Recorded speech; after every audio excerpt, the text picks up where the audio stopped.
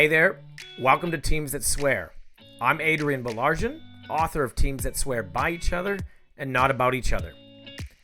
I believe the strength of any organization comes down to one thing, and that's how well its people work together, and especially how well an organization's leadership team work together. Now, if you're looking for genuine strategies that actually work, you've come to the right place. This podcast is about cutting through the noise, getting to the heart of what makes teams tick, and giving tools you can use today. Hey there. Believe it or not, I'm still getting asked, Adrian, what's your take on hybrid work? Should we be in the office more, less, or does it even matter? Now, I'll admit, for a while I held back my response. Maybe you feel the same way, like you should have a clear answer. But the truth is, there's no single right way to do this. But here's what I do know. The more we talk about it, the more we listen to each other and actually make a decision that provides certainty for teams, the better off we will all be. So it's time to get real. I'm going to share what I'm seeing, what I'm thinking, and where we might go next. Now, I'd love to hear your take too. Now, choosing which way to do this, or which way is right, is like using Google Maps. You punch in your destination. There's multiple options you can choose from. And what you decide on depends on a number of things, right? There's different routes. Some are faster, some are slower, some are more scenic than others, some are more direct. The key is to knowing where you want to go, then just picking a route that makes sense for your current context. The same approach applies to hybrid work. No one had the right way of working before COVID. In 2016, Australian census data showed only 5% of workers worked from home. Now, is that the best way? Maybe, maybe not. It's just what we were used to. Then the pandemic hit, boom, and suddenly we're all working from home. Is that the best way to do it? Maybe, maybe not. But we got used to it. By 2022, PwC reported that 96% of Australian knowledge workers were either working fully remote or hybrid. And today, we're actually seeing more organizations asking people to return to work. Even in 2023, a report from the Australian HR Institute found that the percentage of companies requiring full-time employees to be in the office 3 to 5 days a week jumped from 37% to 48% in just 1 year. So what's the right way right now? I'm not convinced that's the best question to ask. Maybe the better question is, what's the impact of not being together more? There's a lot we lose when we're not physically in the same spot together. If we don't start working together in person more often, here are some things I think we really need to consider and think about. First thing, are we really more effective working remotely? Sure, I agree. Working from home can be great for focused work and getting the laundry done and maybe even working on a side hustle. But being an effective team isn't just about individual to-do lists. It's about how we work together, support each other, and benefit from both formal and informal time together. Another thing to think about is, how do younger employees develop soft skills? If you are early in your career, how do you learn these unspoken skills of leadership when you're not around experienced leaders? How do emerging leaders learn from mentors when their only interaction is a scheduled Teams call? Here's another one. How do new hires integrate into a team? We all know that starting a new job is hard enough. But joining a team where you barely see your colleagues, that's even harder. Many leaders I've worked with say new hires are struggling to connect with their teams because they simply can't or don't spend enough time together. Another question, how do people feel a sense of belonging?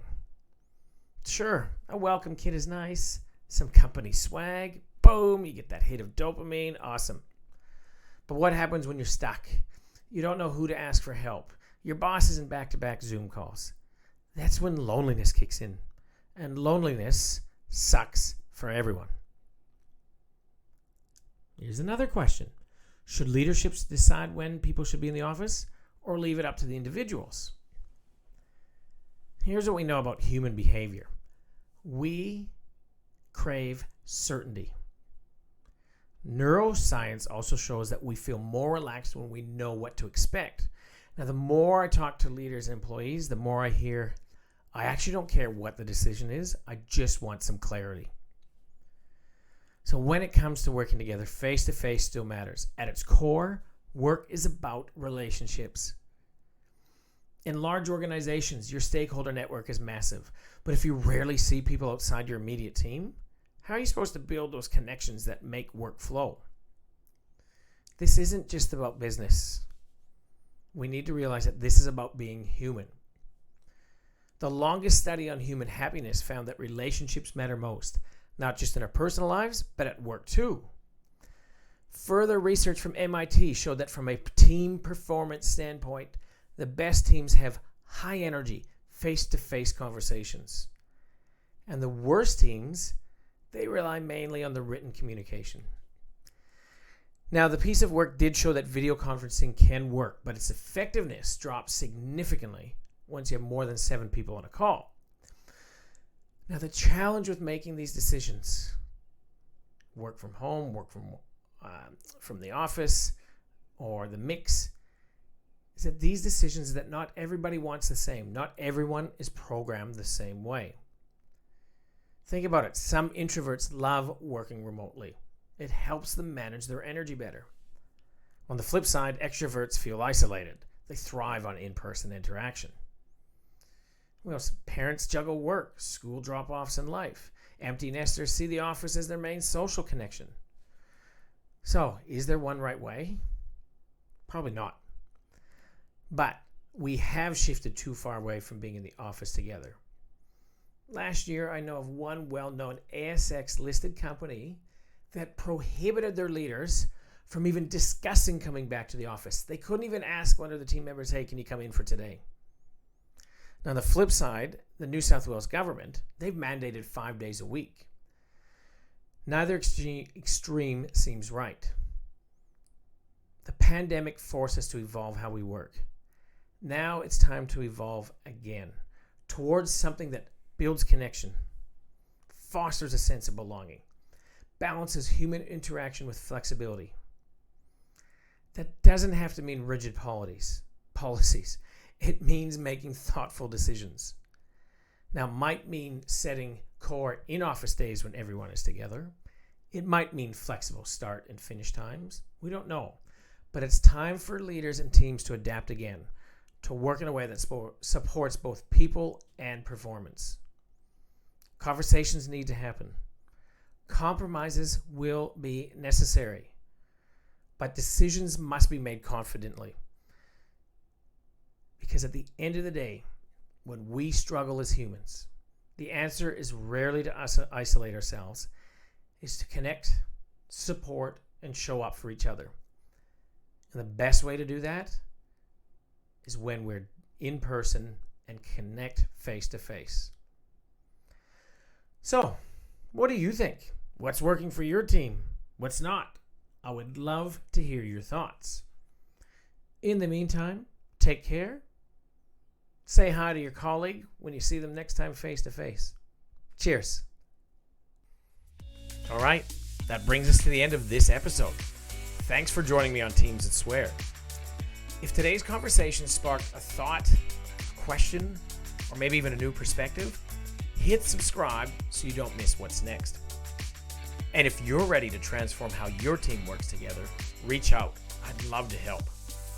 Because teams that swear by each other and not about each other don't happen by chance.